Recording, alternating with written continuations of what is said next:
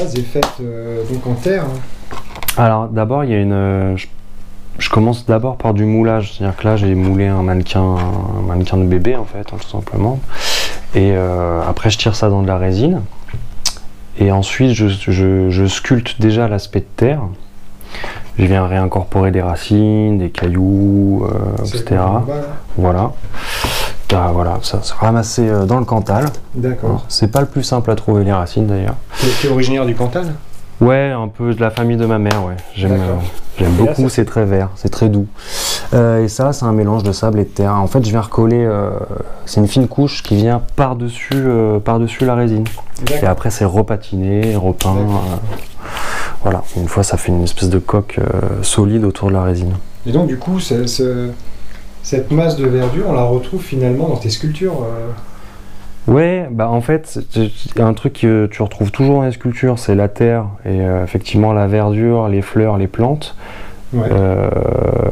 Parce que pour moi, c'est, si tu veux, c'est le côté universel. Moi, je me sers de la nature comme un espèce de médium universel pour raconter plutôt questionner. Voilà. Et la poudre là, pour le coup, c'est pas naturel, hein, c'est du flocage de modélisme, hein, tout simplement, c'est des mélanges que je me fais. D'accord, ok. Voilà. Mais dans une volonté de recomposer un élément naturel, quoi. Ouais, donner une espèce d'illusion. D'accord. Au début, c'était un peu un challenge c'était une recherche un peu. Moi, j'ai toujours fabriqué des trucs un peu dans mon coin. Et puis j'aimais bien la miniature et comment dire. Et la nature, c'est super dur à refaire, quoi. Donc en fait, j'ai cherché plusieurs techniques. Donc ça, c'est une autre sculpture qui va être pris dans sa définition. Elle sera prise dans un parallépipède à la dimension, à sa dimension, en fait. Un parallépipède en bois, c'est... C'est un caisson, c'est un socle, c'est pas vraiment un socle, vraiment, ça fait partie intégrante de la sculpture parce qu'elle est... espèce de volume, qui soit en bois ou pas, en fait, peu importe, ce sera un volume blanc. C'est plus le monolithe de Kubrick, quoi, l'idée. Hein, c'est vraiment. Mais il est à dimension, c'est-à-dire qu'il fait pour ce personnage-là qui a 4 ans, enfin qui est une fillette de 4 ans à la base. Une fillette de 4 ans en standard, ça fait 1 mètre de haut, ça fait tant de large, et voilà. Et le caisson, il est à cette dimension-là. Et après, moi, je viens jouer entre le personnage et ce volume. Okay. Je les mets en interaction. D'accord, donc ce sont toujours des sculptures hyper réalistes, de toute manière. J'essaye, parce que j'essaie d'avoir des bases hyper réalistes, parce que après je les déstructure, donc si j'ai un truc qui est déjà pas réaliste de base, ça fait vite des monstres. Et voilà, c'est pas vraiment la volonté de faire des monstres, quoi. Et quelle est l'idée derrière? Quelle est ta volonté de mixer comme ça l'homme et la nature à travers tes sculptures?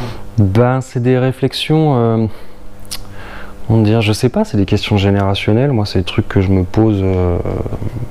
C'est des questions que je me pose. Il y a toujours un truc, moi, ça m'interroge toujours quand on dit oui, il faut préserver la nature. C'est comme si on en était dissocié. Alors que bon, on est quand même on fait partie des mammifères, enfin je veux dire. Donc voilà, c'est plus ces questions-là, moi, qui m'interrogent. En plus, tu fusionnes l'homme et la nature à travers tes sculptures. Après, c'est une libre interprétation, mais dans l'idée, oui, si tu veux.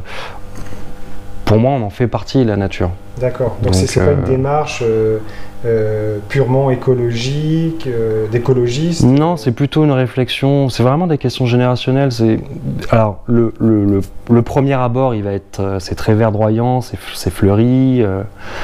Donc oui, ça peut être pris pour une démarche écologique, mais c'est pas. Pour moi, c'est plus des questions générationnelles. C'est plus des questions sur des grandes questions qui sommes-nous, d'où venons-nous, allons-nous, mais je sais pas, aujourd'hui ça va être le transhumanisme, le génisme, c'est vraiment ces sujets-là qui m'intéressent. D'ailleurs, je fouine, j'en profite quand je suis sur des phases comme ça, les dernières où je colle vraiment des choses, des petites fleurs à la pince à épiler ou des copeaux de bois pour faire les feuilles des petites branches là.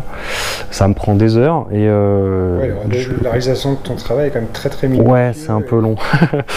faut jouer de la pince à épiler. Et du coup, j'en profite pour écouter des conférences scientifiques sur un peu tout et n'importe quoi, et ça m'amène à d'autres sujets, à d'autres questionnements. D'accord. Voilà. Moi, c'est clairement pas des réponses, parce que je trouverais ça prétentieux de donner une réponse sur un enfin, je veux dire, si je voulais donner des réponses, j'aurais fait de la philosophie, j'aurais fait autre chose. Là, je fais... Dans la réflexion. Ouais, c'est plus une recherche de pensée, quoi. Et donc, du coup, il y a ces sculptures à l'entrée qui finalement symbolisent bien... Complètement, ouais. Dis, là. Complètement. C'est le penseur de Rodin, donc je crois que dans la figure, clairement, de la pensée, on peut pas tomber mieux. Là, c'était une volonté, tu vois, de mixer un peu... espèce de grande figure de la sculpture, et de se le réapproprier pour le remettre, voilà, dans sa boîte, dans son contexte. Il est en interaction avec sa propre définition, il est pris dedans et il en sort à la fois, il y pense, voilà, il est en réflexion, quoi.